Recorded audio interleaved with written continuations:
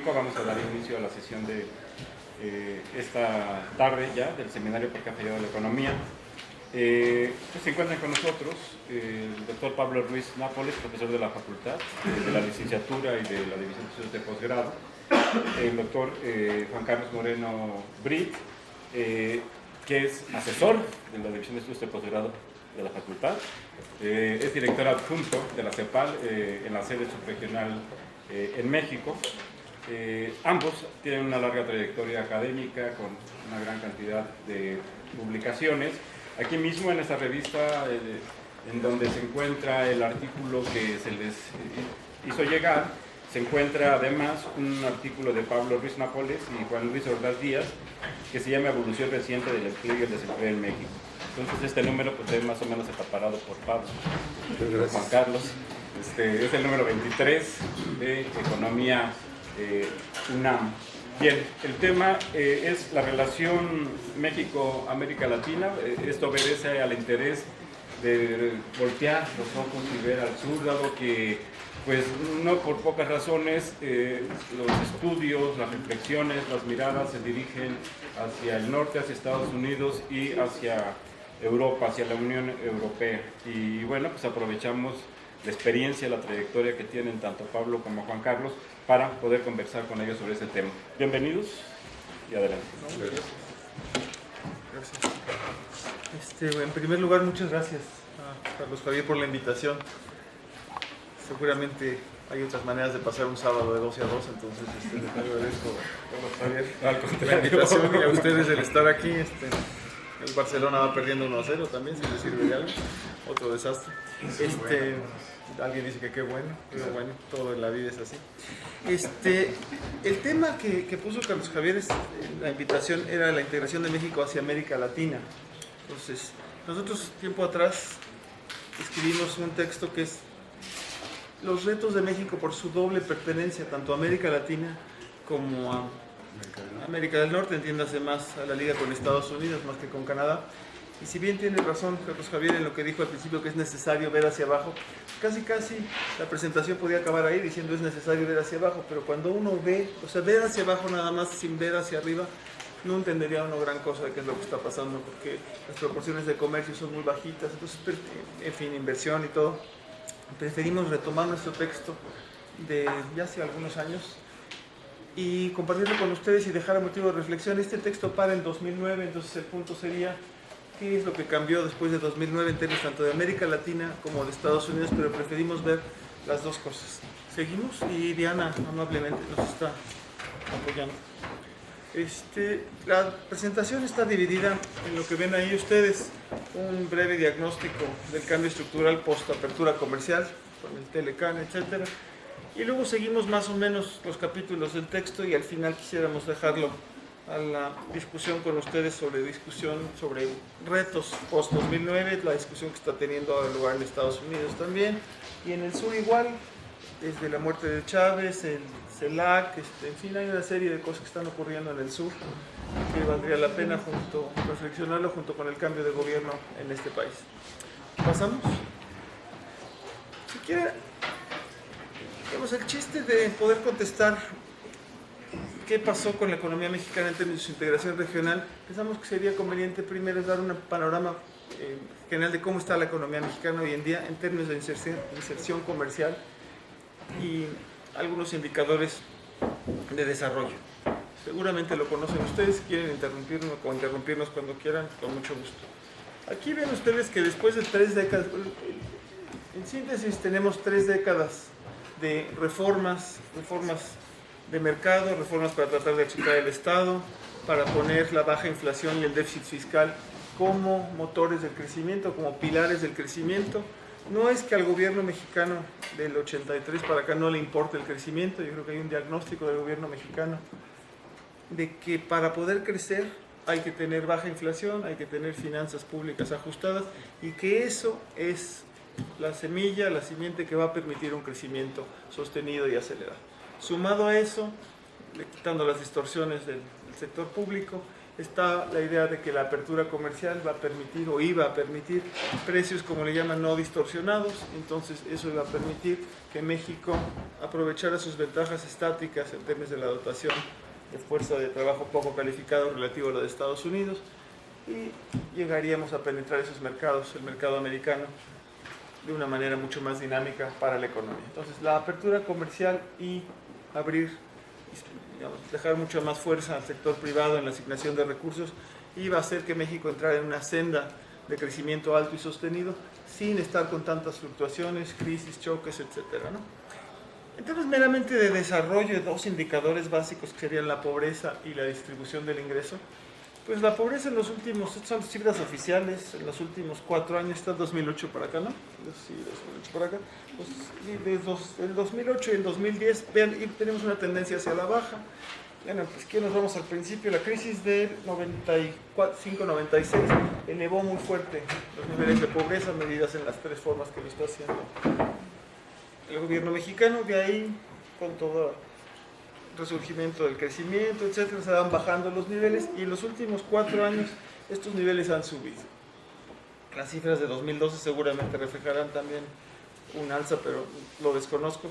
Pero esto ha sido, pues, dramático, que en última instancia llevamos 20 años del 90 para acá, y las cifras de pobreza son la más alta, ¿no? La pobreza de capacidades, entiendo que es la primera. Más de la mitad de la población mexicana está en condiciones de pobreza. Entonces, después de tantas reformas, tenemos más de la mitad, que era más de la mitad en el 92, y son cifras que distan de hacer justicia a lo que México quiere ser, que es la 10ª economía del mundo, el líder futuro, lo que va a suceder a las nuevas BRICS, a los MISTs que le llaman, en fin, ¿no? Hay un indicador ahora que está sacado del gobierno mexicano, que es la vulnerabilidad. Entonces cruzan ingresos con también ciertos activos, en fin, y resulta que queda que solamente el 17% de la población mexicana está en condiciones no vulnerables. Entonces, es realmente patético en términos, un indicador básico que puede ser pobreza, vulnerabilidad. Los Ginis, en algunos analistas como Nora Lustig, López Calvo y demás, y la CEPAL misma, ha tamborileado mucho, ha traído mucha atención a que los Ginis han bajado en la última década, y otros analistas de esta misma casa han dicho que, bueno, pues sí han bajado, pero ¿qué tanto han bajado? ¿No? Que tener de todos modos del punto 51 al punto 48 un Gini que ha bajado, eso es en términos de distribución del ingreso, no quiere decir que haya mejorado mucho la situación, y cuando le rasca uno al por qué ha mejorado esto, no queda claro que sea por una mejora absoluta en todo, si le ven las cifras de pobreza a la vez. Entonces es un indicador que en síntesis nos muestra que el reto de la desigualdad sigue con una agudez enorme en este país, como el reto de la pobreza. ¿Pasamos? Ya, gracias. Eso fue en términos de pobreza y de desigualdad. Si vemos qué ha pasado con la brecha del PIB per cápita, ese es el indicador básico que usamos. Está aquí todos los economistas, entonces no hay que explicar, pero tiene miles de limitaciones. Pero ese es el que se usa mucho, ¿no? La brecha o de PIB per cápita o de ingreso per cápita, con base en, bueno, para que sea comparable, son 5 países: está China, está México, está Chile, Brasil y Argentina. Las cifras de Argentina son las de hasta arriba, dado que las cifras de precios de Argentina no necesariamente no serán revisadas en el futuro cercano, pues es difícil saber si en realidad el comportamiento de Argentina es el que está ahí.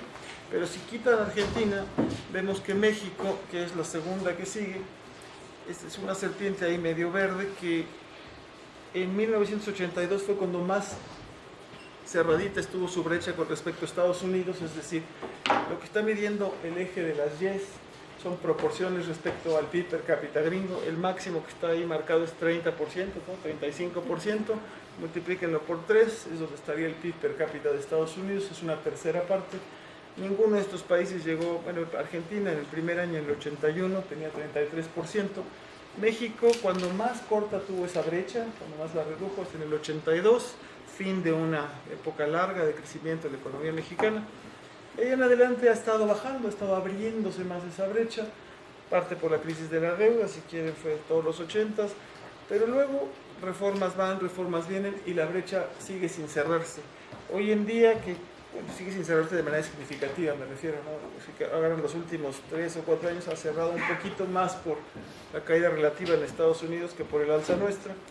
Pero tenemos ahora una brecha que quiere decir que nuestro PIB per cápita es más o menos pues, menos de una quinta parte del de Estados Unidos, cuando en 1980 era como una cuarta parte. Esta brecha es equivalente a la que había en los 50.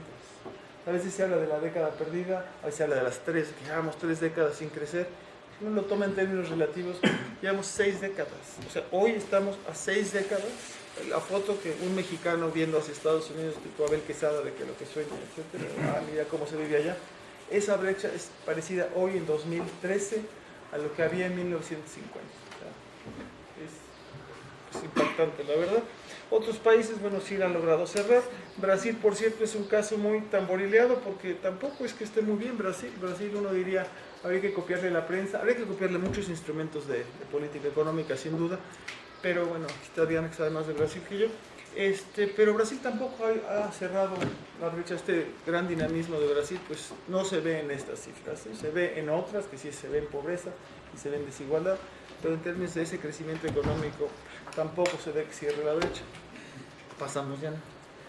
Bueno, y eso que tiene que ver ya metiéndonos al crecimiento del PIB, y esto es, si retomemos que la idea fue que México hizo todo un cambio de estrategia en el cual modificó sustancialmente la retórica y la realidad de su inserción regional. Antes había que la retórica era que, bueno, México cerca de Estados Unidos, lejos de Dios, toda la historia, con el gobierno de Salinas, el presidente Salinas, la retórica se cambia y se dice hay que formalizar esa alianza, es un mercado que no se aprovecha bien y hay que entrarle mucho más de lleno a la alianza con Estados Unidos. O sea, hay un cambio de modelo interno de cómo funciona la economía y hay un cambio de modelo formal de qué es lo que tiene que hacer México. Se acaba con el proteccionismo y no solo se acaba ahí, sino que hay que tener una estrategia, bueno, se pone una estrategia muy activa de firmar tratados de libre comercio, abrir la economía bilateralmente.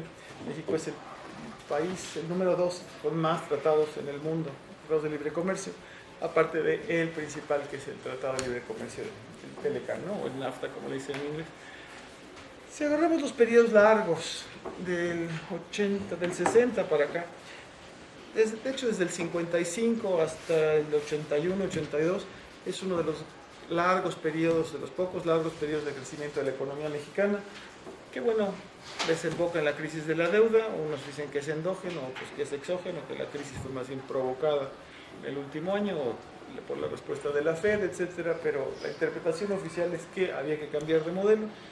Viene 5 o 6 años de un ajuste bárbaro y entramos a una nueva fase post-86, 85, 86, de apertura comercial muy fuerte, de desmantelamiento de todos los instrumentos que ustedes conocen. Y esta gráfica la han de haber visto como 100 veces, o no sé ni cuántas. Debe ser el único país en que ¿por qué no crece la economía? Y es un seminario anual. Es un seminario, lamentablemente. Antes había Raúl Olmedo que escribía La Crisis, ¿se acuerdan? Un periódico escribía La Crisis. Por fin llegó la crisis, se fue la crisis, llegó la crisis. Ya lo queremos cambiar para buscar las causas del crecimiento y del desarrollo de México. O si no, abran a otros países. ¿Por qué no crece más China y cosas así? Pero bueno, acá lo que hicimos en esta gráfica es juntar la manufactura, el crecimiento de la manufactura y el crecimiento del PIB. Si la idea era que México tenía que aprovechar sus ventajas comparativas, pero además que estaba muy petrolizado y que ya no queríamos exportar bienes primarios, la idea es que las manufacturas iban a ser el nuevo motor de crecimiento o retomar su papel de motor. De hecho, como verán en otras de las gráficas, que ya saben ustedes, se despetrolizan las exportaciones y se hacen mucho más manufactureras. Y bueno, en términos de crecimiento, pues lo azul es el PIB y lo rojo es la manufactura. Entonces teníamos crecimientos muy altos, muy altos, visto hoy al 5.4% en la época, el primer ciclo, y luego los dos caen al 2.7, 2.8. O sea, ese crecimiento de la economía iba aparejado al de las manufacturas y también va aparejado en la segunda fase, y los dos son mucho menores. Pasamos. La inversión, que es un motor central, visto el problema del crecimiento del lado de la demanda. Hay otras visiones que lo hacen del lado de la oferta, la capacitación, la educación, la corrupción, toda esta historia. Pues resulta que la inversión sí estuvo creciendo, el total es la línea azul, y una de las brechas es la pública, la otra es la privada.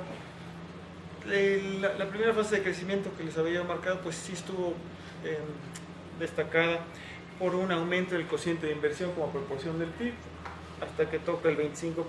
Luego viene este ajuste que ustedes conocen de modelo, la inversión pública cae, la privada también, y después hay esta recuperación que no llega a tener los niveles que tenía al cierre de los 70, cierre de los 80. Tenemos una inversión que está por ahí del 22% del PIB, más o menos, los últimos 3-4 años. Ha habido una recuperación de la pública, por cierto, en el gobierno de Calderón, ha habido una recuperación de ella, pero si lo suman las dos, pues estamos no tan bien que como estábamos. Muchas organizaciones, incluyendo la que yo trabajo, la CEPAL, la UNCTAD, también gente en la UNAM, dicen que una economía no puede crecer al 6-7% si no tiene tasas de crecimiento, tasas de inversión del 25%. Pues no tenemos eso, pues no ha habido crecimiento, la inversión tampoco, la inversión privada, pues subió un poquito, pero subió, ¿cuántos puntos de PIB? Eran como 2 más o menos, no tampoco es que este boom de inversión se haya visto, la privada. Seguimos, por favor, Diana.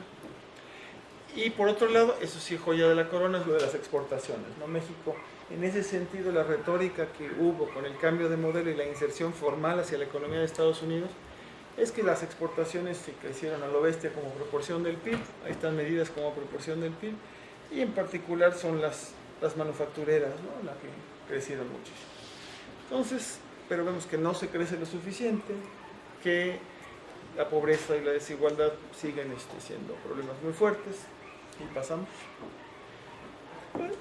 Bueno, esta nueva inserción o este fortalecimiento de la inserción formal de México con Estados Unidos, si bien lleva el gran éxito de las exportaciones manufactureras, porque además, por cierto, el 87% de las exportaciones van a Estados Unidos, ¿no? Más o menos, ¿no? Entonces, sí, o sea, se súper concentran las exportaciones a Estados Unidos, la inversión directa, la extranjera directa, viene fundamentalmente de allá también, no en esas proporciones, pero también.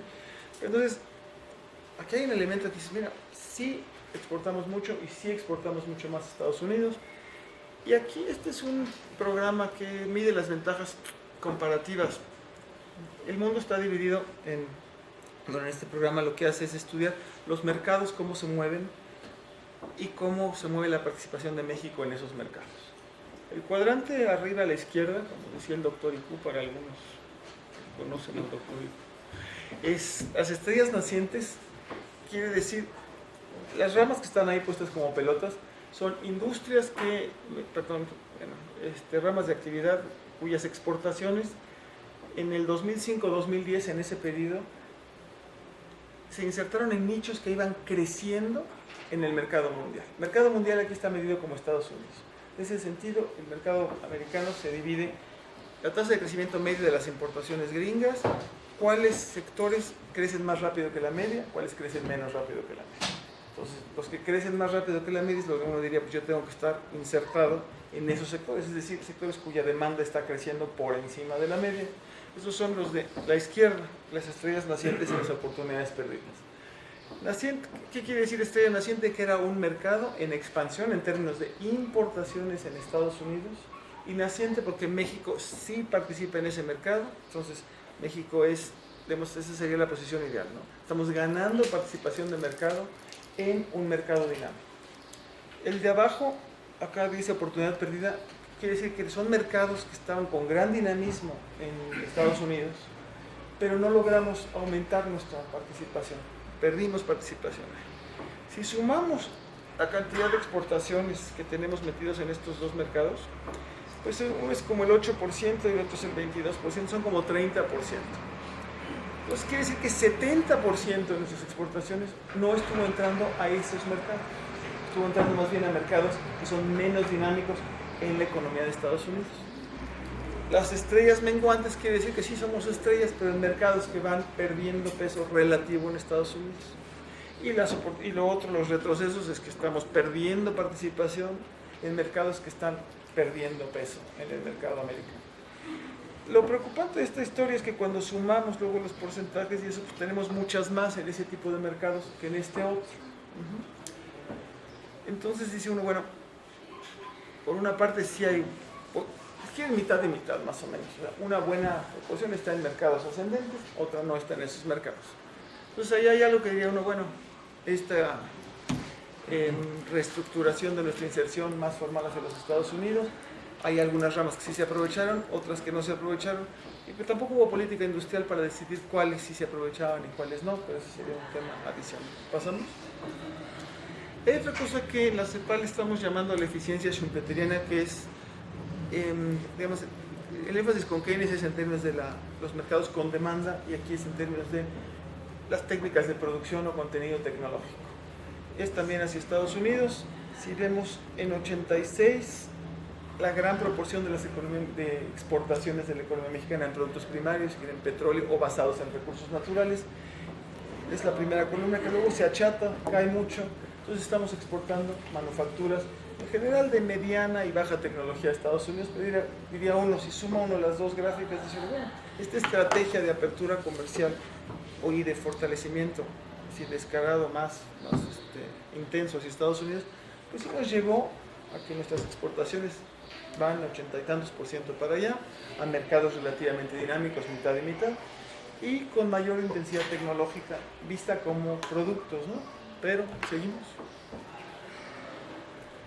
Y uno diría, bueno, la manufactura, que esto es lo que ahora domina nuestras exportaciones. Pero bueno, ¿y por qué la manufactura? A veces se habla de como que está ya uno trasnochado hablando de la manufactura, porque es la era de los servicios y todo esto. Si uno ve la productividad laboral de la manufactura, en México al menos y en muchos otros lados, la productividad es mayor que el resto de la economía. Estos son índices, es mucho mayor en la manufactura que en el resto de la economía. Y diría uno, mira, pues estamos favoreciendo este sector, fue el que luego va a impulsar las exportaciones con mayor productividad. Entonces no pinta mal la cosa, ¿no? Con mejores técnicas de producción, etc. ¿Pasamos? Pero fíjense que el gran problema es que, si bien ha habido esta eficiencia keynesiana en términos de demandas o schumpeteriana en términos de contenido tecnológico de los productos, no de los procesos, la productividad de la manufactura, ¿cómo se ha logrado? Ahí están las participaciones. Pablo ha trabajado mucho más en ello, y si quieres complementar lo que tú quieras ahorita, cuando gustes.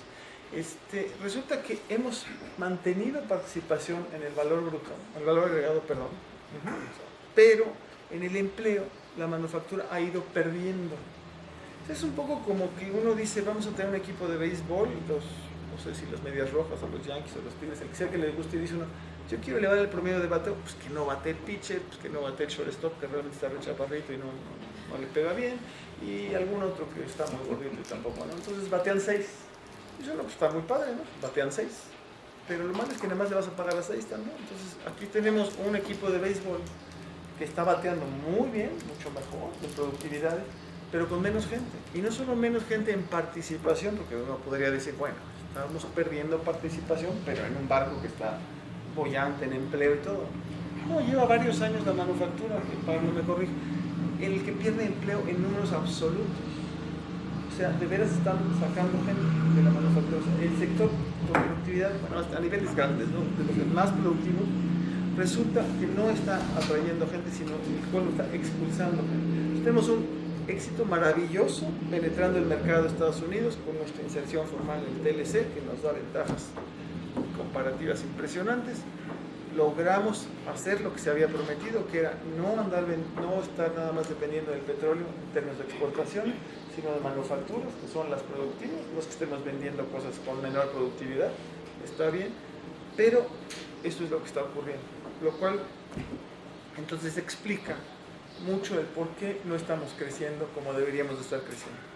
Ahí lo que estamos graficando, Pablo y su servidor, es, si se acuerdan de la primera ley de, bueno, Kaldor hacía muchas cosas sin la econometría, pero tenía una imaginación inmensa y luego conseguía alguien que hiciera las regresiones. Él dice que las economías crecen, la productividad en la economía crece en función de qué tan productivo es la manufactura. Si no les gusta la manufactura, piensen en el sector de rendimientos crecientes a escala. Entonces él dice que cuando uno está buscando la productividad, aparte de ponerse la cultura, lo que ustedes quieran de esos factores, en realidad la productividad está ligada a un cambio estructural.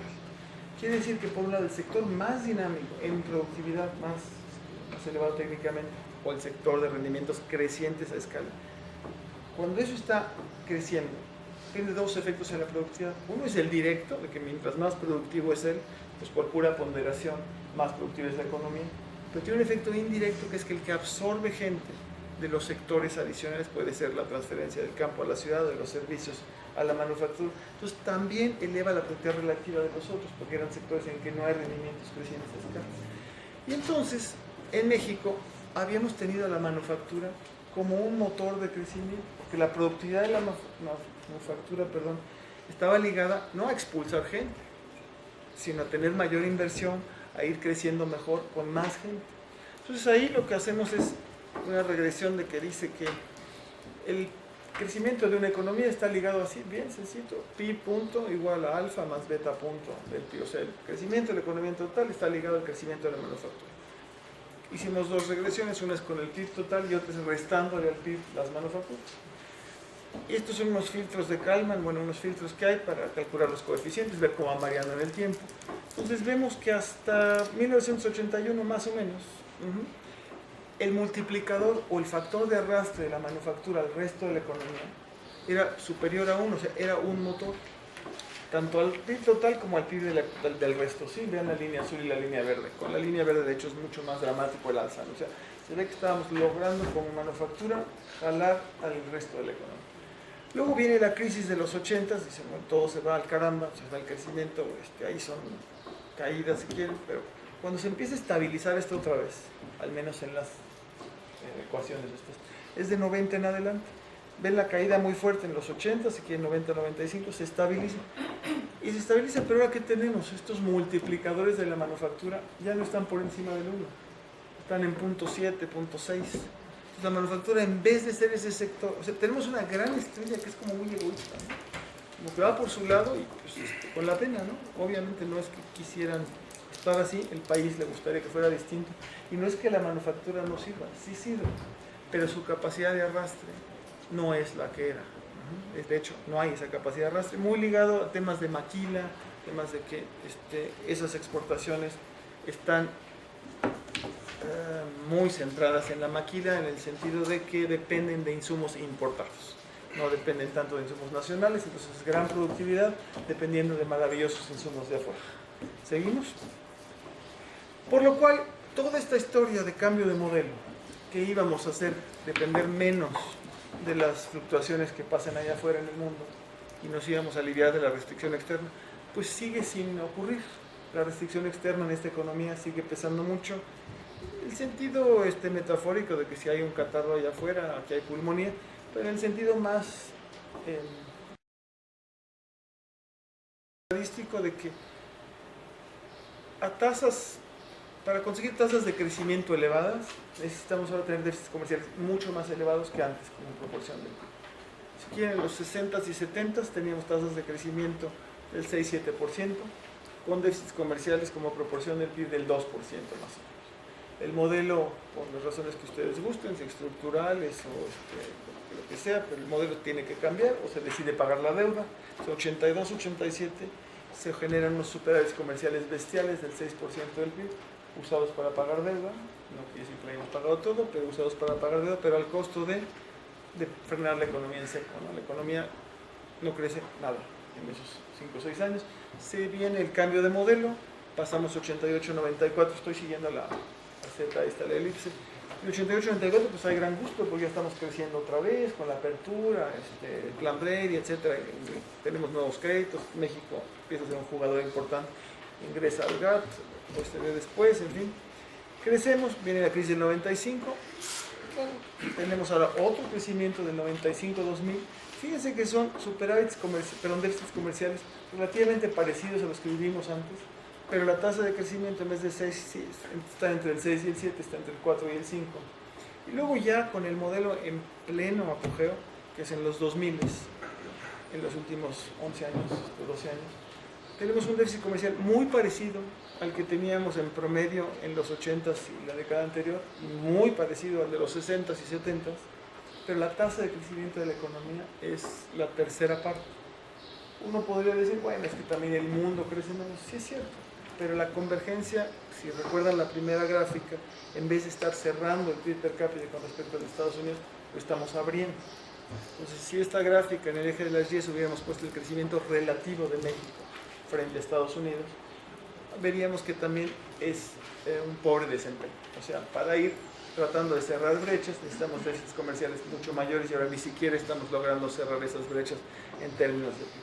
Este sería un balance general de qué es lo que ha pasado en todo este cambio de inserción y cambio de modelo. Son las dos cosas que ocurrieron a la vez. Pues ahora, una vez dicho eso, podemos pasar al tema que es más de tratados comerciales.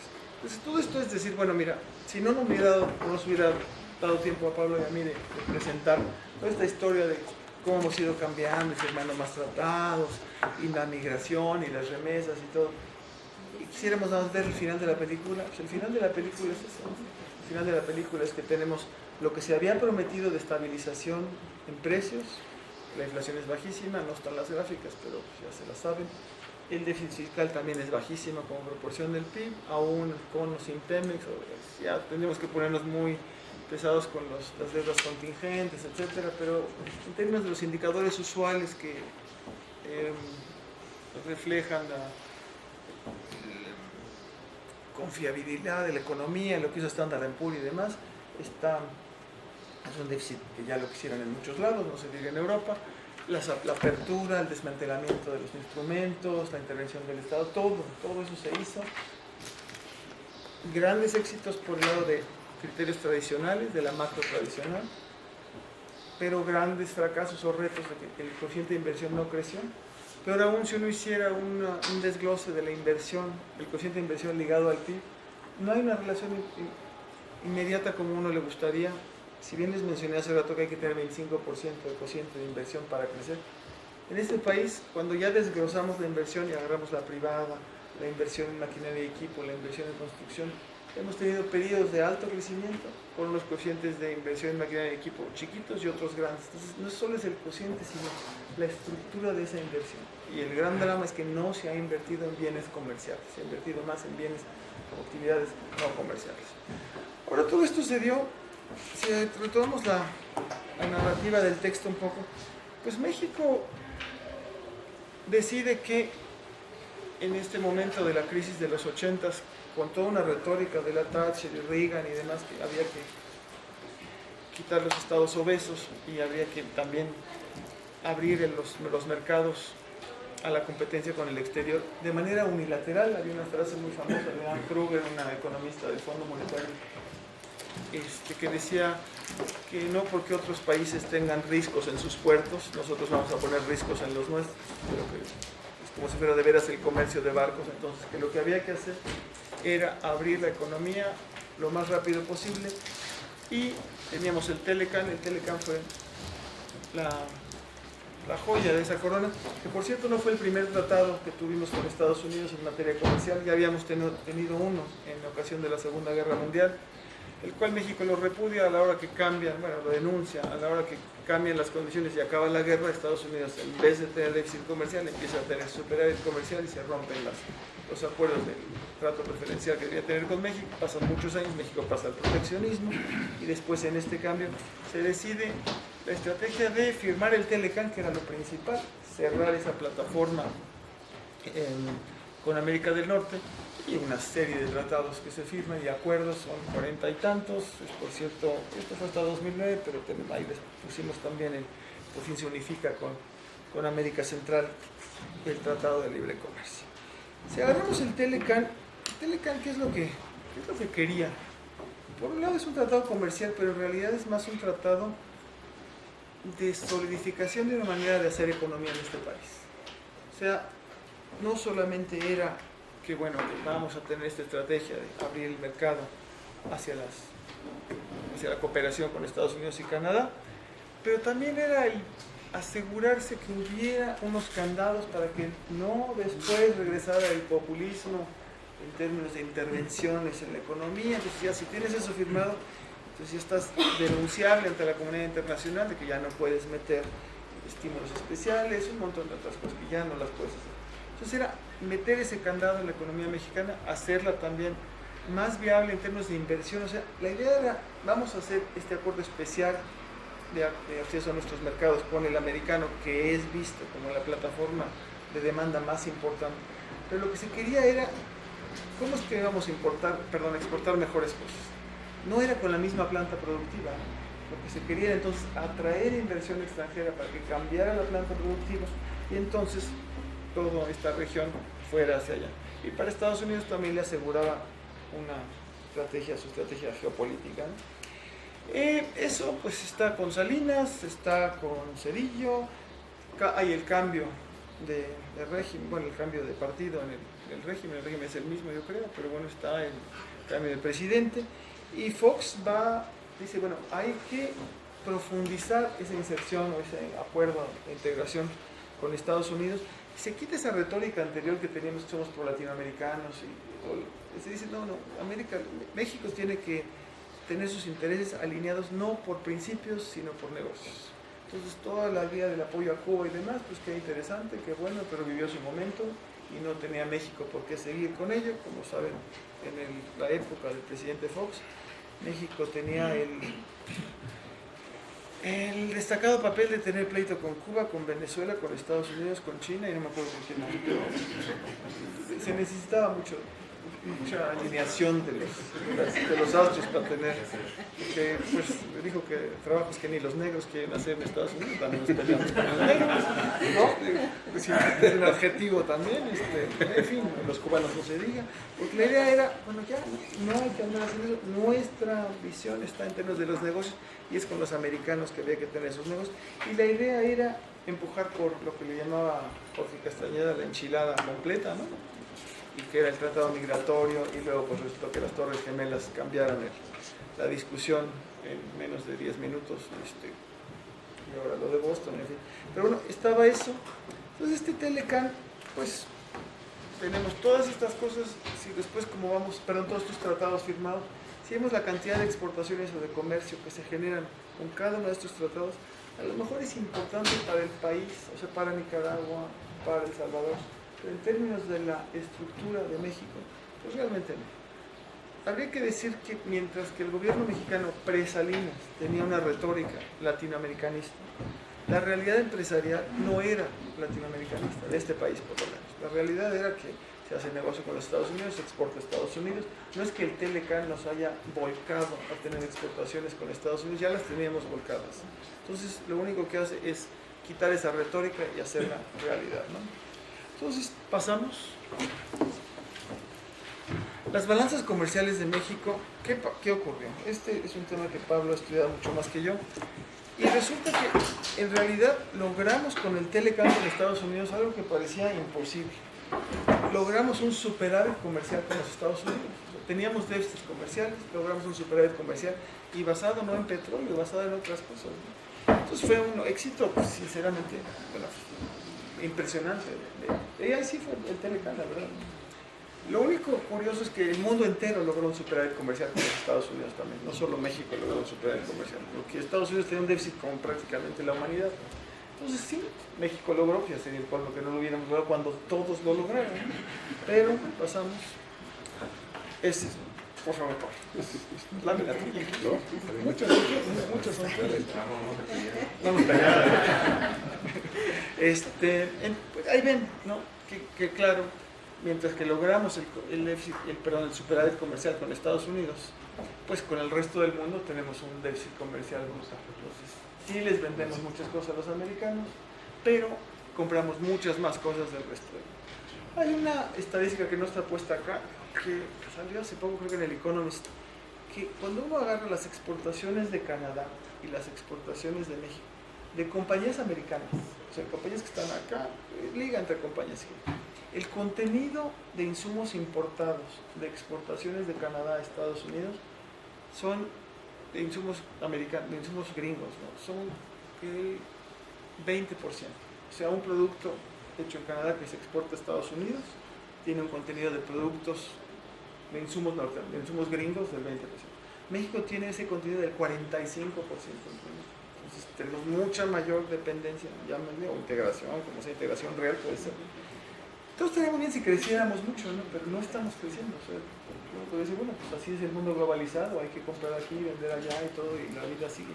Pues sí, la vida sigue, pero sigue como despacito, ¿no? Entonces eso es lo que no está jalando muy bien. Pasamos, para nosotros y ahora para ellos tampoco, ¿no?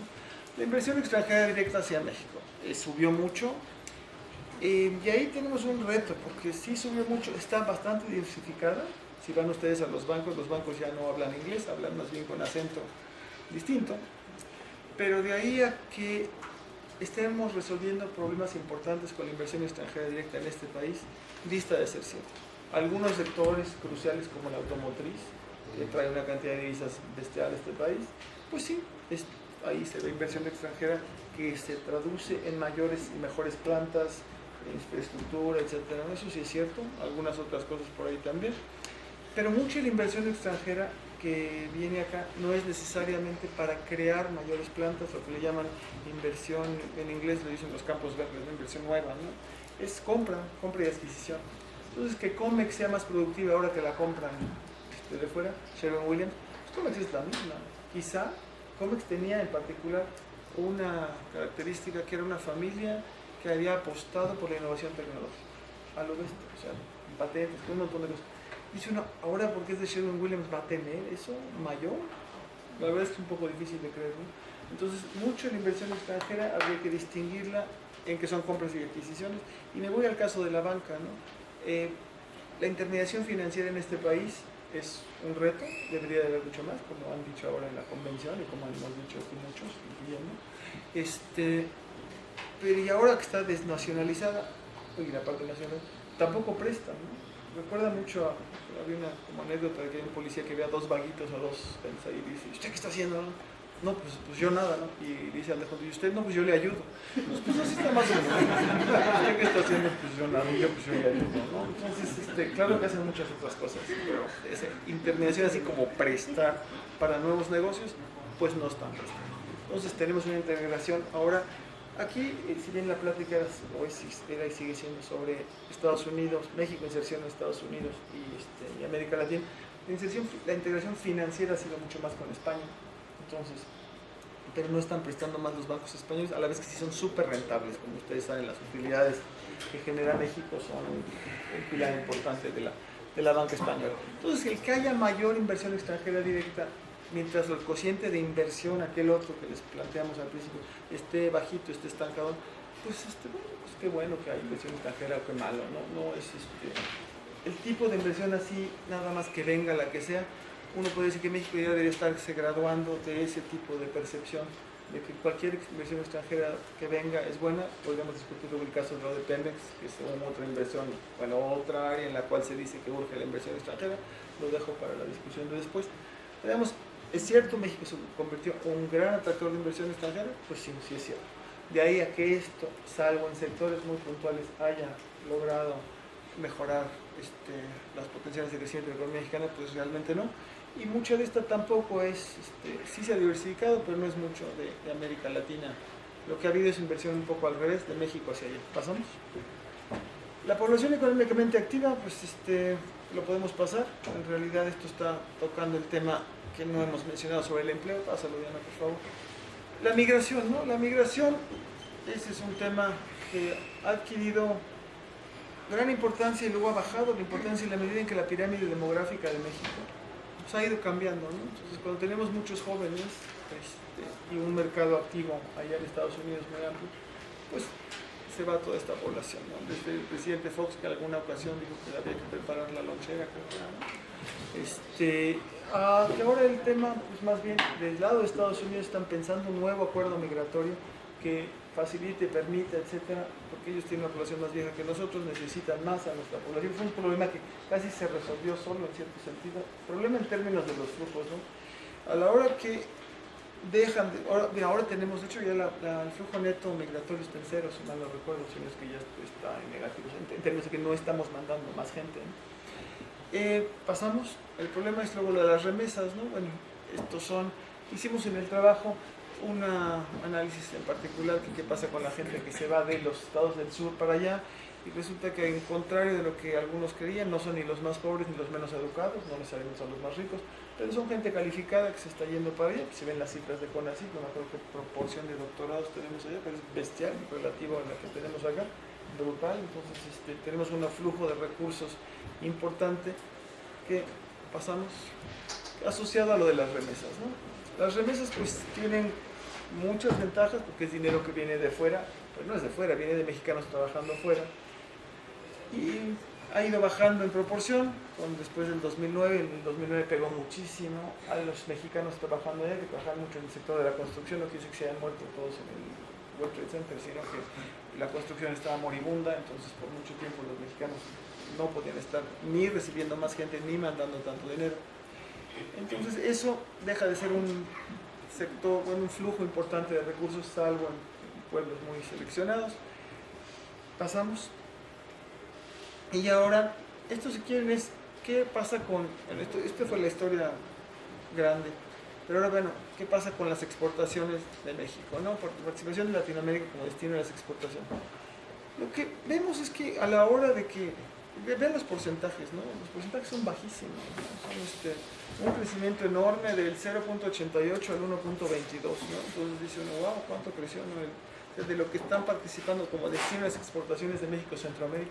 Es bajísimo porque tenemos el 80 y tantos % que les decía yo de exportaciones a Estados Unidos. Entonces, si uno no toma en cuenta esa película y esto lo hiciéramos igual a 100, digamos, oye, pues cómo ha cambiado. Pero estamos hablando del margen, ¿no? Entonces por eso siempre hay que, cuando tocamos el tema de inserción de México en el mundo, es en el continente, es en Estados Unidos y es acá. Y tenemos que ahí, pues los que crecieron fuerte, ¿qué será? Medio punto Colombia, los que están ahí, Alavi, 0.2. Realmente no es gran cosa, ¿no? En términos desde el 93 hasta el 2008, y esto lo paramos en el 2009, no me sé las cifras de post-crisis, ¿no? Pero en realidad siguen siendo porcentajes muy bajitos, ¿no? Pasamos. Es más diversificada, por cierto, las importaciones. O sea, si bien exportamos fundamentalmente a Estados Unidos, importamos un poco más diversificado ahora. Si ven, los números son mayores. De Alavi importamos un poco más, en particular pues, Argentina y Brasil, y el resto está muy pulverizado. Seguimos. De México, después de estos 20 y tantos años en los cuales afianza más su liga con Estados Unidos, pues realmente se ve poco en el cambio. Lo que se ve cualitativamente es que nosotros tendemos a tener ahora un superávit comercial con Centroamérica y con los países andinos, y un déficit comercial con los países grandes, Argentina, Brasil. Firmamos con ellos algunos acuerdos particulares, pero realmente no estamos pintando mucho, ni ellos con nosotros, ni nosotros con ellos, salvo en algunos sectores.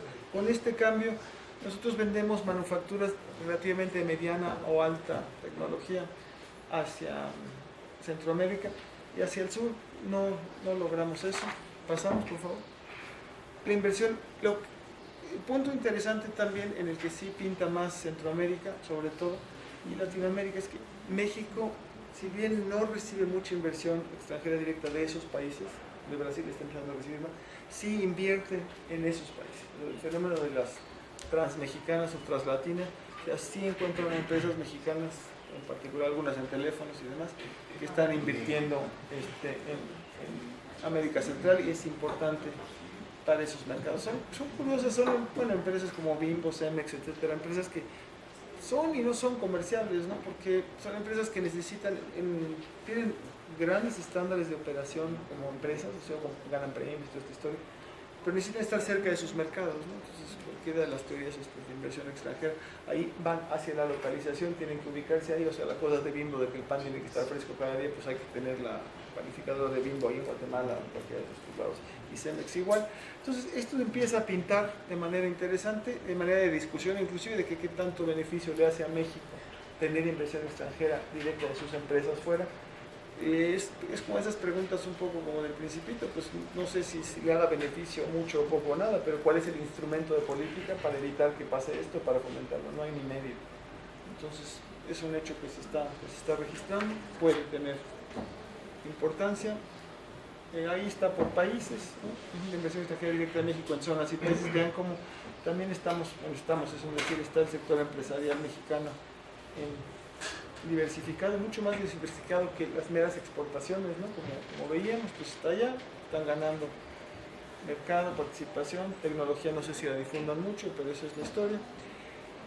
Y esto es, bueno, en el texto nos tratamos de meter en todo, nos tratamos de meter en empleo también, no solo en comercio, y eso es hasta el 2010. ¿Quiénes son los que participaban, inmigrantes residentes en México, como dice ahí, por país de nación? Pues obviamente son mucho más los americanos. Los centroamericanos tienden a estar más de paso, y es importante, sobre todo en derechos humanos, yo creo, más que en términos de su impacto económico acá. Los españoles han bajado, han subido últimamente, y los alemanes que siguen jugando fútbol como están jugando, pues me imagino que vendrán más a México. Entonces, pasamos. Pasemos también. Yo creo que el punto, bueno, los invito a leer el texto, ¿no? Ahí hay bastante más detalle de lo que estamos hablando, pero quizás sería, ¿qué es lo que deja de lecciones esta? No podemos hablar solamente del cambio de inserción internacional hacia América Latina. Las excepciones, México realmente no tiene vocación o no ha tenido vocación de estar en un acuerdo de integración regional, salvo el Telecán, el Puebla-Panamá, y ahora hay una cierta retórica que la CELAC, pero así, integración regional como tal, vocación solidaria, pues no en el solidaria seguro, sí hay Haití, Cuba, muchas experiencias de ese sentido, pero así como a la europea o a la centroamericana o a la africana, o sea, no hay experiencias de unión aduanera en México importantes. Y lo que se abre la pregunta es si ahora, con lo que ocurrió en Estados Unidos, con esta falta de crecimiento, con esta apuesta que tuvimos, si lo que tendremos que hacer es repensar y abrir el Telecán a discusión, habría que hacer algo con el Telecán, habría que tratar de impulsar una unión tipo europea que tuviera no solamente la parte comercial, sino que vamos a hacer los grandes huecos del Telecán, no puede ser. ¿Qué pasa con la fuerza de trabajo? ¿Qué pasa con las finanzas? ¿Qué pasa con las armas? ¿Qué pasa con la coordinación de política macro, la parte fiscal, la parte monetaria? Hace tiempo atrás hubo gran discusión sobre la dolarización, si teníamos que dolarizarnos como El Salvador, como Panamá, etc. Entonces estas preguntas se abren ahora muy fuertes de que si tendríamos que irnos por allá.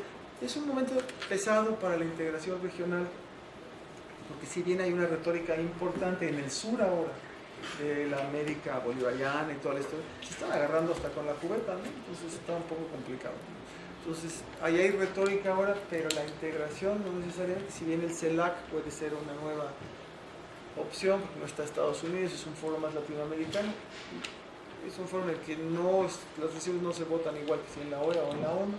Son iniciativas que están ocurriendo, pero en momentos en los que pienso yo, y ahí es opinión mía, no necesariamente de Pablo y menos de la CEPAL, que algunos de los países en el sur que estaban o están fomentando, pensando más en la integración regional con esta visión latinoamericana, pues tienen problemas económicos relativamente fuertes, Argentina y Venezuela en particular. No sé hacia dónde va a salir esta historia. Brasil está desacelerándose, el mundo entero está perdiendo dinamismo. Si tenemos un momento en el que México había apostado por las exportaciones, manufactureras a Estados Unidos, y el mercado externo está muy, muy difícil. Todos los países quieren exportar, entonces, pues, ¿cómo le va a hacer México? Entonces, necesita México, yo creo que, revisar su estrategia, y no es la de inserción internacional o también la inserción, sino su estrategia de desarrollo. ¿En qué medida la mera realineación reabramos el Telecampo de Ciudad? Pues si no hay una política industrial, no hay una agenda de desarrollo importante, pues reabrir o no abrir el Telecán puede estar hasta peor reabrirlo. Quién sabe si entonces quedamos fuera de algunas preferencias que tenemos ahora, no sé. Lo que digo es que, así como la inserción internacional nunca fue el pilar de salida de esta economía, ni tampoco la inversión extranjera directa, pensar que ahora, si nos unimos hacia América Latina, eso nos va a sacar si no tenemos una redefinición de la estrategia macro, la estrategia que ponga al crecimiento como prioridad y la igualdad, con instrumentos importantes que puede ser, sin duda, la reforma fiscal. No se puede invertir más con las tasas de crecimiento, perdón, las tasas de tributación que tiene este país. Entonces eso se necesita una banca de desarrollo, se necesita una banca que preste, que eso tampoco, ninguna de esas cosas pasa por necesariamente redefinir la alineación internacional, y una política industrial. Entonces, con esas cosas que están, bueno, rehaciéndose, se ha hablado mucho ahora con la nueva administración de que se quiere retomar una política industrial, que se quiere fortalecer la banca de desarrollo y que se quiere hacer reformas para crecer al 5 o 6%. En la medida en que eso, en el detalle habría que ver qué quiere decir, eso lleve por naturaleza, decir, bueno, ¿qué vamos a hacer con Brasil? Ahí ahora pienso que otra vez un tipo de, sobre todo con el presidente anterior, un discurso de por un lado sí, pero por otro lado no. El plan Puebla-Panamá, que se amplió y se quería en términos políticos que fuera un dique en contra de Venezuela para frenar la participación de Venezuela, pues resultó al revés. México nunca pudo hacer la refinería y el apoyo viene de Venezuela a Nicaragua, ¿no? Entonces esa parte pues no funcionó, ¿no? Igual con Brasil, que íbamos a acercarnos a Brasil y luego entró el susto que vamos a hacer con Brasil.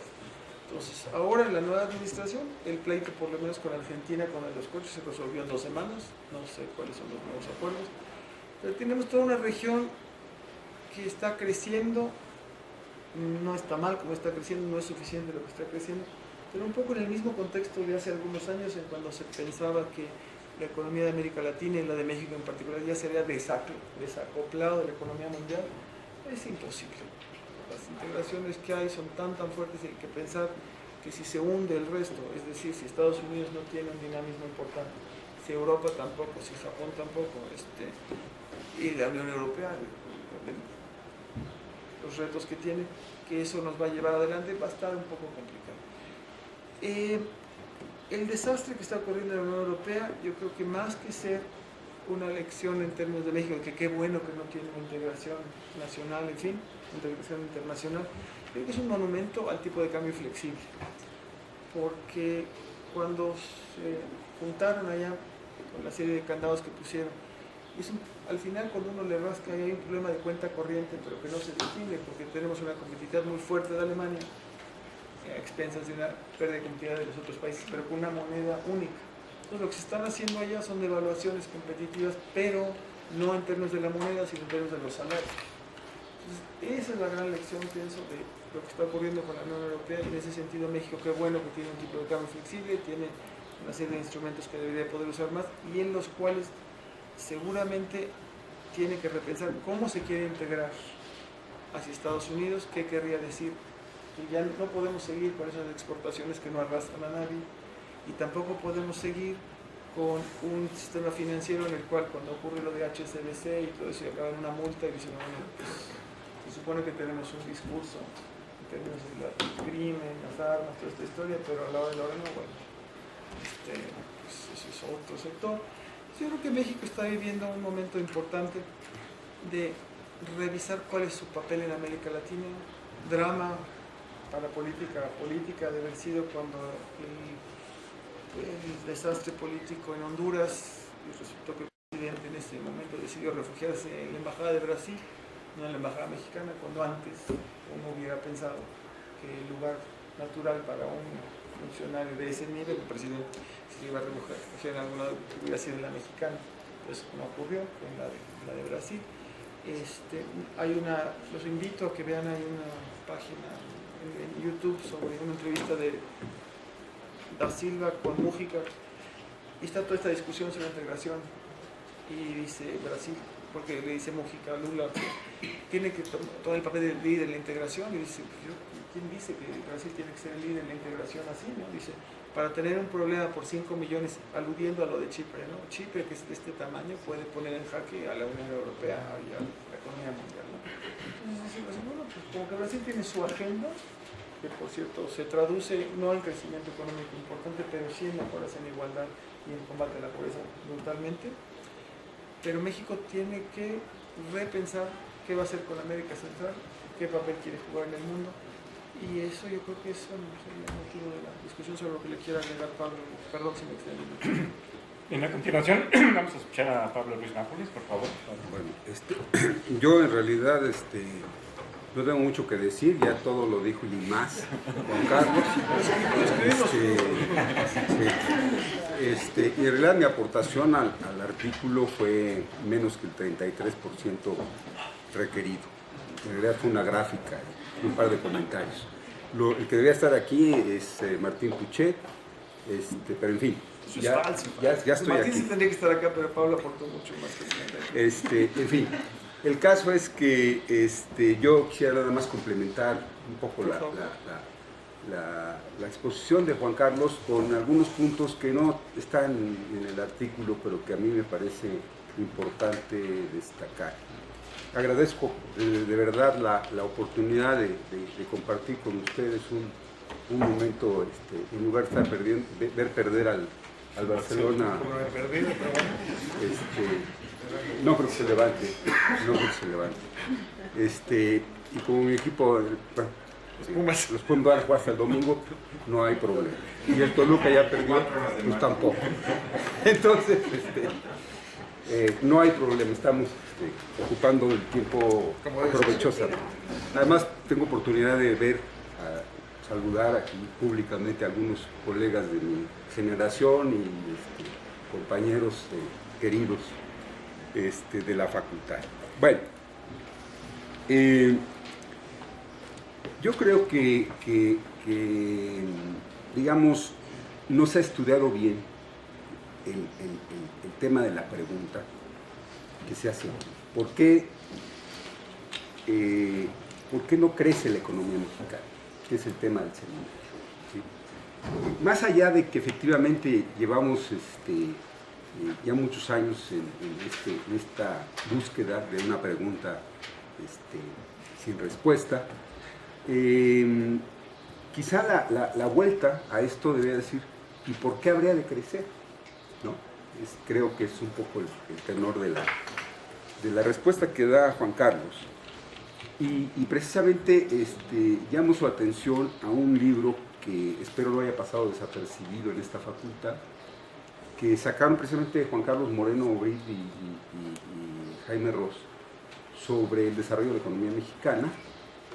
No sé bien cómo se llama, cuál es el título que tuvo en español, pero apareció publicado por el Fondo de Cultura Económica y es una joya.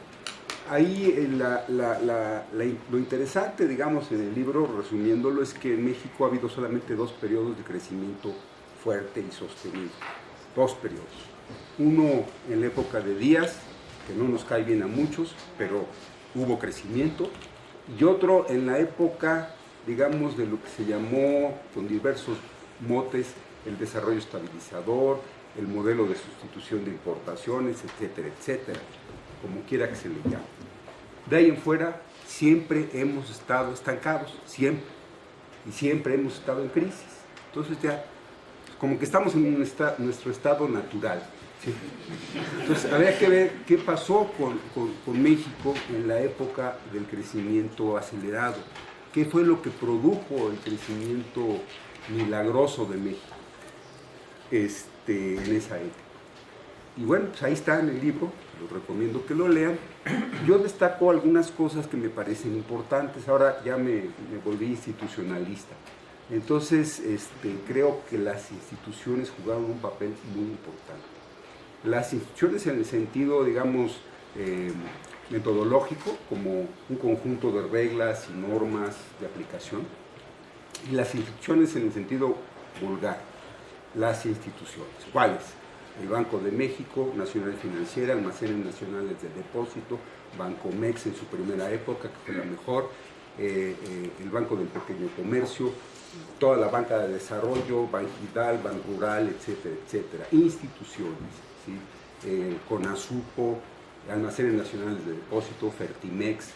Entonces, esas instituciones, una serie de políticas para fortalecer esas instituciones, para echarlas a andar con una dirección específica orientada hacia la industrialización, es lo que hizo posible que México creciera. Eso, no otra cosa. Y eso fue desmontado, de a poquitos o de a muchos, pero fue desmontado sistemáticamente desde 1983 con la llegada del presidente Miguel de la Madrid al poder.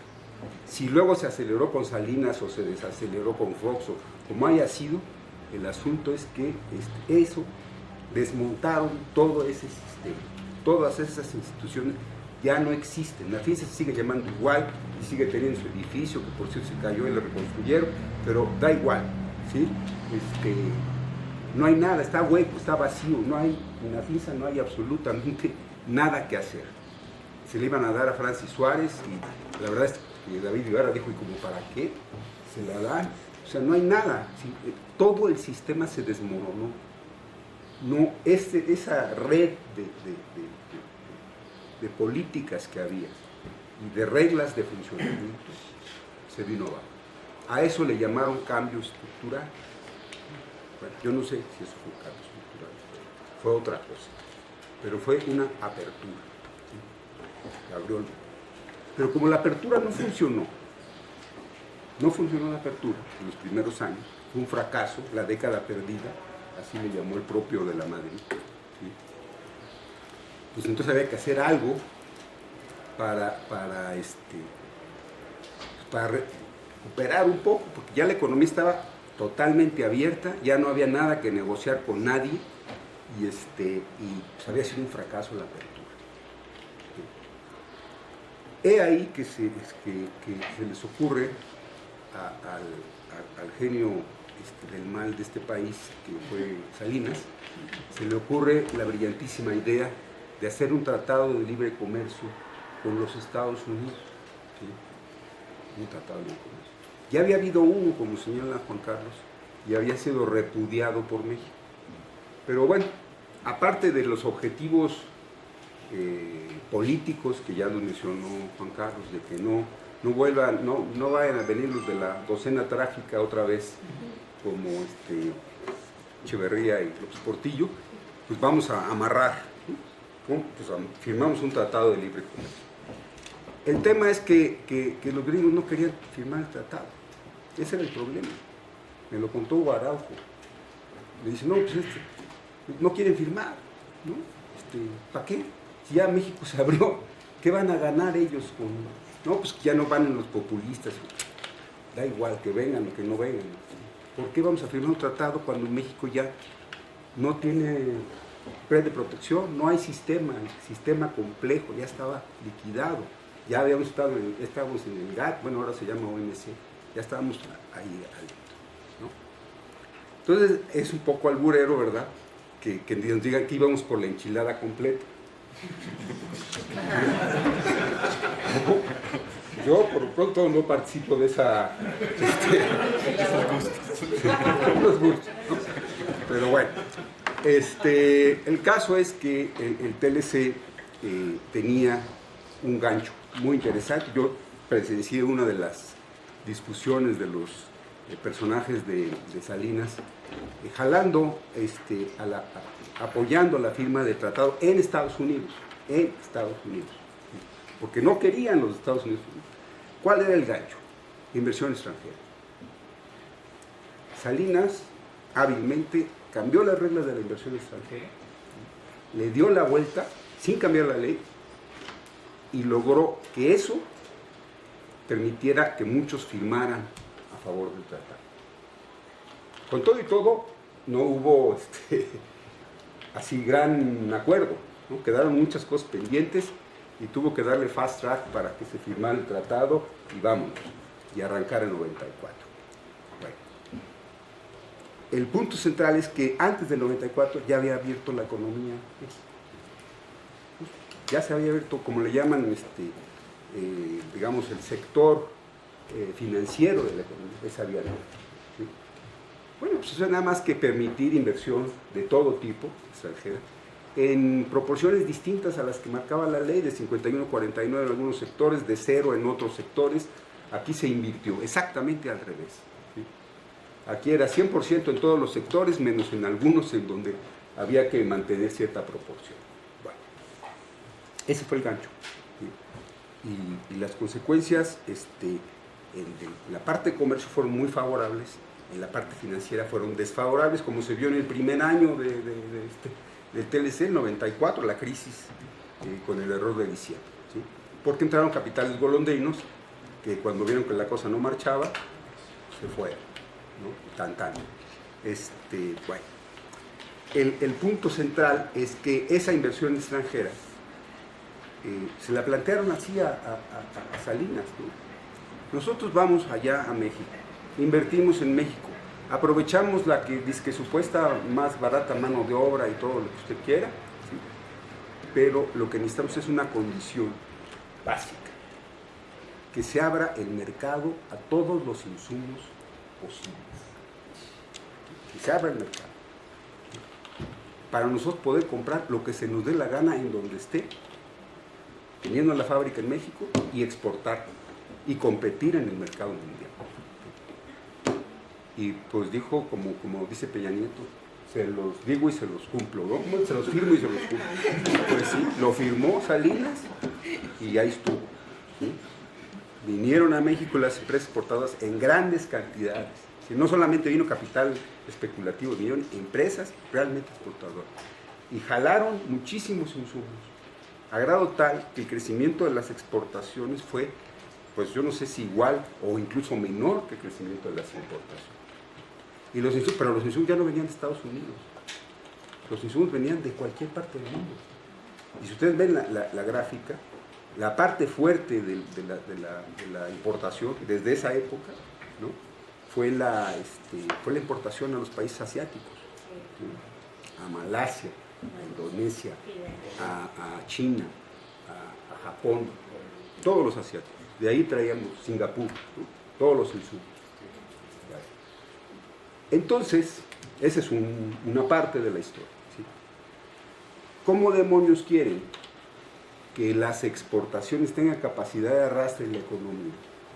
Si por un lado, más bien, si principalmente jalamos insumos del exterior, las cadenas productivas internas se rompieron totalmente. Eso es lo que yo he trabajado más recientemente. No quiere decir que la cadena productiva de la rama se haya roto, no. Se encadenó, ahora sí que se integró, pero a una cadena que está en el exterior. De allá viene, ¿no? La cadena. Ahora, si no hay de otra, como dicen, bueno, pues no había de otra. Eso es lo que pasó. Pero no tenemos por qué estar ahora diciendo, pues es que no sabíamos. Y que no es cierto, ¿no? Ya se sabía que venía. Y otra cosa que ya se sabía, y que Kissinger la predijo con toda claridad, desde hace muchísimo tiempo, es que el cambio tecnológico, todo el cambio tecnológico es ahorrador de empleo. Siempre lo ha sido y lo va a seguir siendo, y cada vez más. Entonces traer procesos altamente productivos y tecnológicos para hacerlos aquí, pues no significa jalar empleo para nada. Al contrario, significa despedir gente. Y en condiciones en donde las cadenas productivas ya no están integradas, pues eso favorece a las empresas del exterior. De manera que, pues con esa aportación muy limitada, tal vez, quisiera yo contribuir a la presentación de mi congreso. Muchas gracias. Muchas gracias. Muy bien.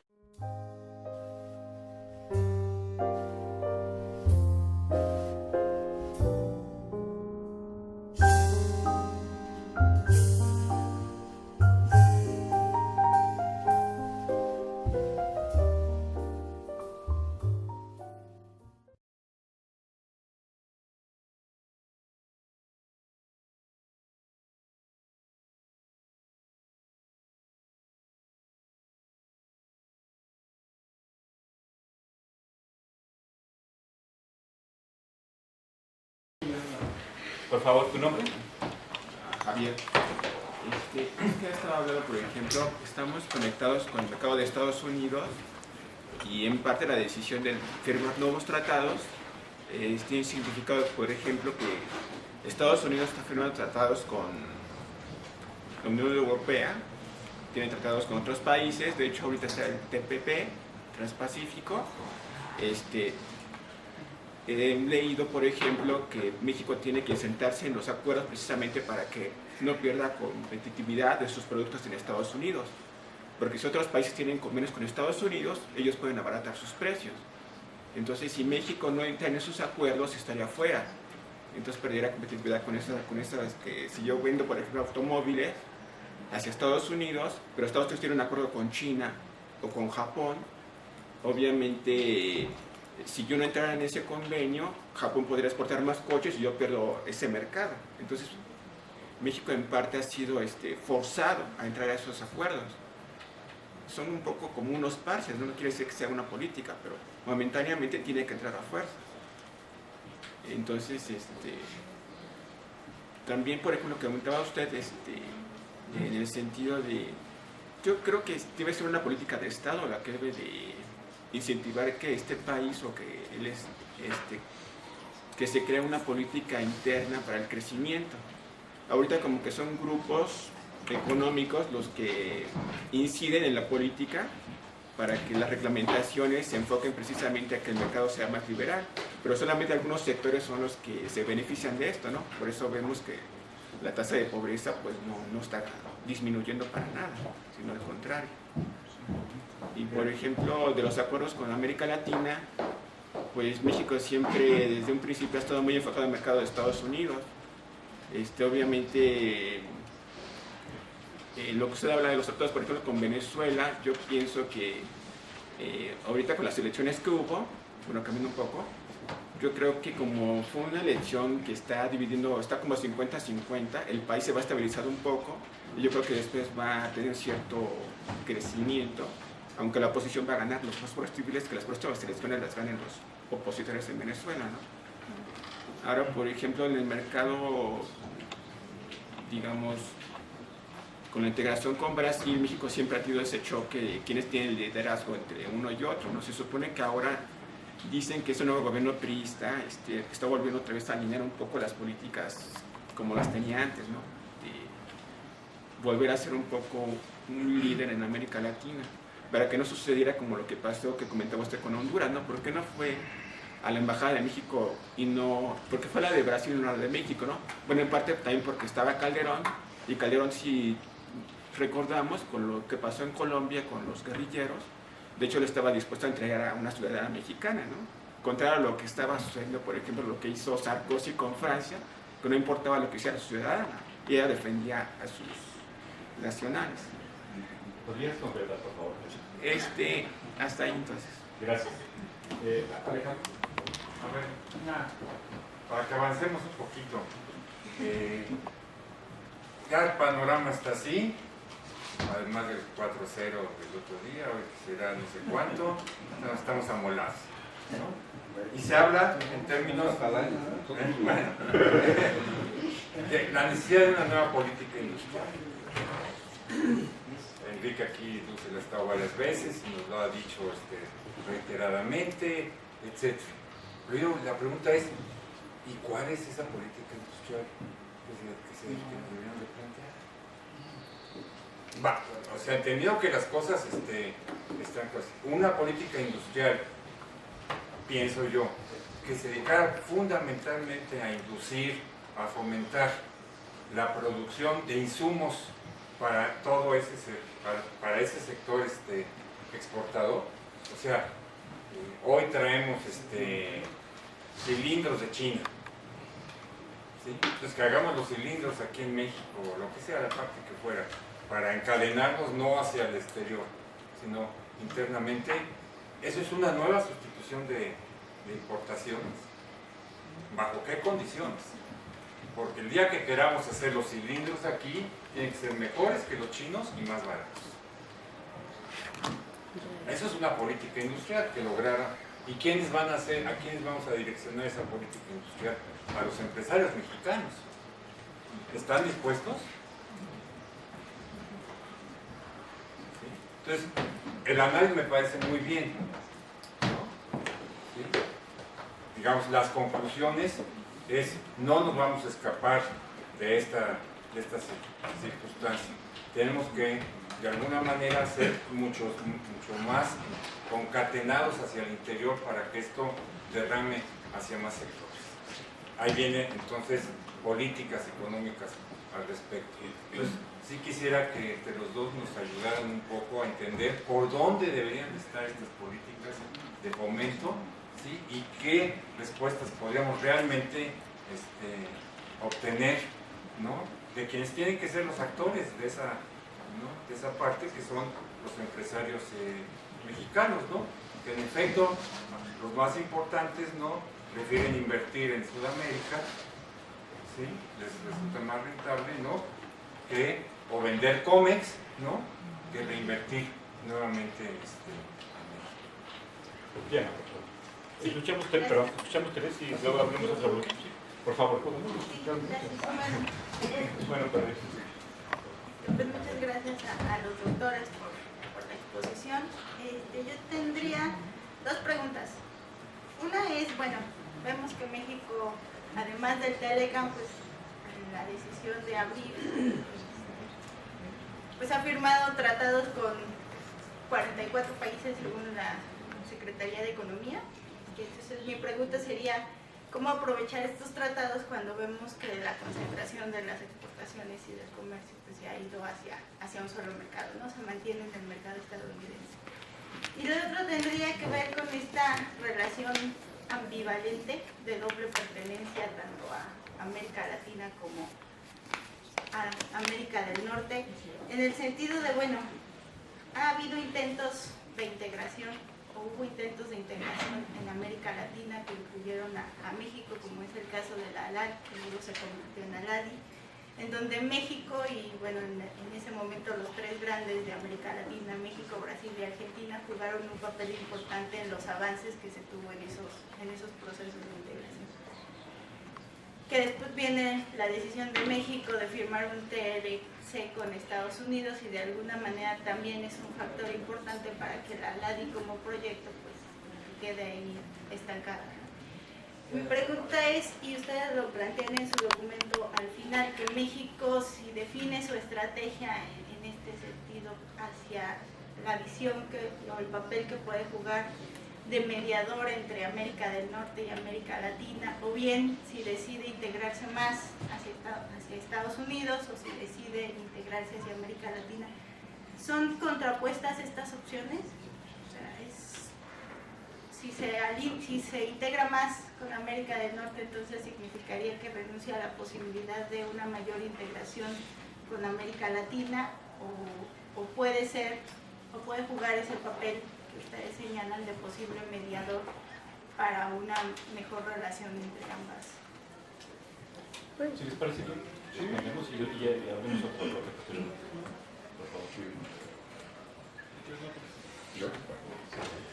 Ok, la pregunta de Javier, la verdad no la puedo responder. Aquí el experto en tratados es Carlos.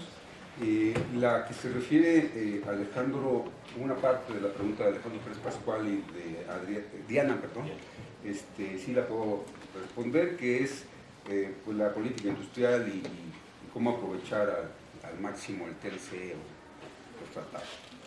Bueno, yo lo que creo es que no podemos empezar a inventarnos una política industrial sobre bases falsas. No hay instituciones para hacer una política industrial.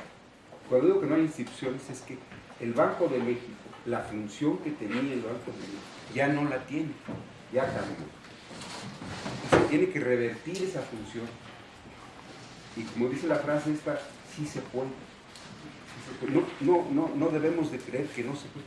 Sí se puede revertir, y el Banco de México tiene que revertirse y volver a ser el banco central de un país. Sí se puede hacer, yo sí creo. A partir de ahí tiene que haber crédito para las empresas, el crédito para el sector productivo, público, privado, como sea, pero productivo, es de alrededor entre el 4 y el 8% del PIB. Eso no puede ser. Cualquier país capitalista sabe que es importantísimo que las transacciones pasen por el sector bancario. A eso en la época anterior le llamábamos intermediación financiera. Ahora ya es otra cosa la intermediación financiera, entonces ya, para no confundirnos las palabras, le llaman ahora bancarización. Como sea, todos los capitalistas invierten con dinero que no es suyo, es decir, necesitan financiamiento. Y un país que no tiene financiamiento no puede invertir ni en una cosa, ni en la otra, ni en nada. Necesitamos financiamiento. No hay financiamiento. Y el poco que hay es carísimo. Carísimo. Especialmente el del campo. No hay crédito para los agricultores. Entonces, bueno, ahí ya tendríamos una parte de modificaciones en una política. Todo el mundo dirá, bueno, ¿y para qué queremos el crédito? Pues para invertir, ¿verdad? Para que inviertan. Pues tenemos que canalizar la inversión. ¿Sí? No podemos partir al revés de lo micro, decir, bueno, vamos a hacer cilindros para competir con China. No, es exactamente al revés. ¿Sí? Exactamente. Vamos a propiciar que haya inversión. ¿Qué le vamos a dar al que haga la inversión? Crédito en primer lugar y mercado. El mercado interno está desplomado, está contra... Así. Entonces tenemos que darle mercado. ¿Cómo le vamos a dar mercado? Creando demanda. ¿Sí? Tenemos que echar a andar la economía. Está parada la economía. ¿Sí? Estamos viviendo de las exportaciones. ¿De qué nos sirve tener 100,000 millones de dólares en la reserva cuando la gente no tiene empleo, no tiene que comer? Estamos, las digo, nada más basta para ver las broncas que hay en Guerrero, en Durango. Pues, están motivadas por la falta de empleo. Sí. No, esa es otra cosa. Ese tiene otra dedicatoria de otras causas. No, es cierto, de veras, hay un problema grave. Esto de que presumimos de que el mercado informal es una tragedia que la gente tenga que ir a vender en el mercado informal. Está desestructurada el mercado. El mercado debe ser todo formal. La gente debe pagar impuestos, instituciones, es lo que falta. Entonces, si no tenemos eso, pues, no podemos pensar en cilindros. O sea, es al revés la cosa. Tenemos que empezar por construir lo que estaba antes, ¿no? Reconstruirlo en la medida de lo posible, desde luego. Habrá cosas que no podamos reconstruir. En el caso del TLC, Obama, cuando estaba de candidato en su primer periodo, de precandidato, decía que iba a pelear por reformar el TLC. Desde luego, a favor de los Estados Unidos, no a favor nuestro. Bueno, ¿cuál era la demanda de Obama? Había una demanda de que todos los grupos sindicales más importantes, el sector obrero de los Estados Unidos, decían que votaban por Obama siempre y cuando le metiera mano al TLC. ¿Por qué? Porque las empresas de Estados Unidos se estaban yendo de Estados Unidos, en particular en el caso de México, hacia México, para beneficiarse del régimen laboral que había en México. Y que uno de los acuerdos paralelos del TLC, al que México se había comprometido, ahora sí que firmando pero no cumpliendo, era establecer el mismo régimen laboral que tenían en Estados Unidos en México.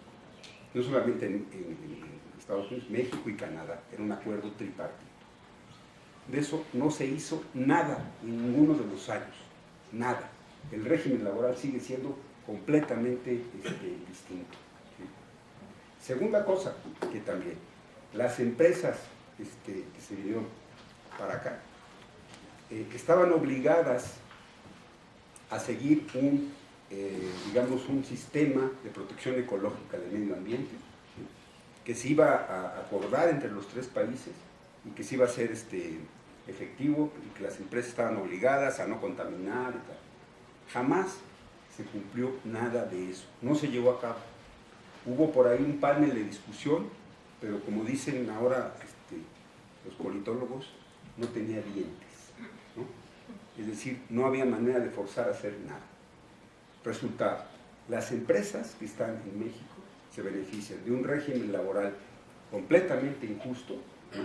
Completamente diferente al de los Estados Unidos, pagan muchísimos más bajos salarios, ¿sí? Y además no cumplen con la reglamentación fiscal, ecológica, que tendrían que cumplir en los Estados Unidos. Ese era el problema. No que se quejaran los trabajadores de que los inmigrantes estaban quitando el trabajo, no, el problema era ese, que las empresas que se venían, abandonaban los Estados Unidos para venirse a México, para aprovechar esas dos cosas. Y ese era el punto que tenía que hacer cumplir Obama. no lo cumplió, ya sabes cómo son los políticos. O sea, no se ha revisado el tratado. Yo creo que por lo menos ahí tendríamos algún beneficio si revisamos el tratado. No sé si eso va a perjudicar o no a las exportaciones, pero ciertamente va a beneficiar al ambiente y a los trabajadores. Juan Carlos, por favor. Comentaría, primero aclarando que el problema no es el 4-0 del Barcelona, el problema es el 1-0 del América. Vamos a ubicar. Son problemas que se superponen. Además grave aún porque le ganó al Guadalajara y le ganó al Cruz Azul también.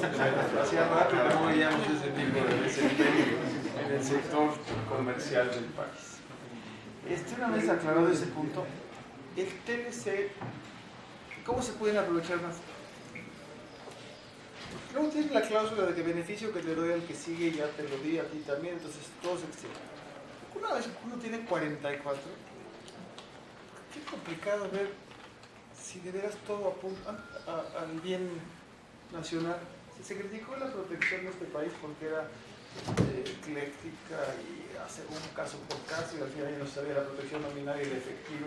Creo que igual llega un momento en que cuando son 44 más los acuerdos más lo que sea, hacer un estudio de la protección efectiva de esto, yo creo que es imperante ver qué es lo que sirven los acuerdos. O sea, pues seguramente en términos políticos, pues qué bueno que se firmó un acuerdo para cuando hay, pero el efecto que tiene yo creo que es mínimo. O sea, y ahí a lo que voy es que la firma de los tratados, por firma muchas cosas, ¿no? Como decía alguien, ¿y qué tal es el matrimonio? No, me padrísimo, ya después sales de la iglesia y cambia, ¿no?